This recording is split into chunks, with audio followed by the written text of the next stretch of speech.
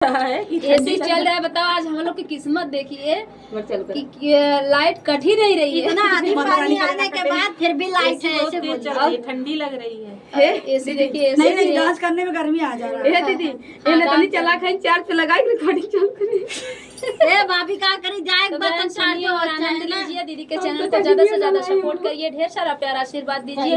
और जितने नंदोई हैं सबके लिए गीत है।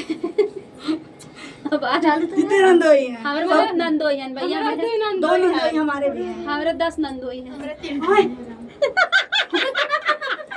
गिनती है कितना है ना ना उठ रहे हैं हमारे भाई गिनती है कितना है गिने लगा तो हम बेहोश हो जावे। नौ नंदोई के लिए गाना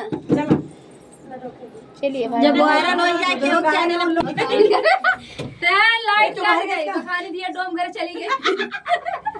लाइट कितना बखान हो गया चला अरे सोना ले सोना ले सना नहीं के हटवा के लोई सना ले सना नहीं के हटवा के लोई बड़ा याद आवे नजी तोर नंदोई बड़ा याद आवे मौजी तोर नंदोई बड़ा याद आवे मौजी तोर नंदोई बड़ा याद आवे मौजी तोर नंदोई। अरे सना ले सना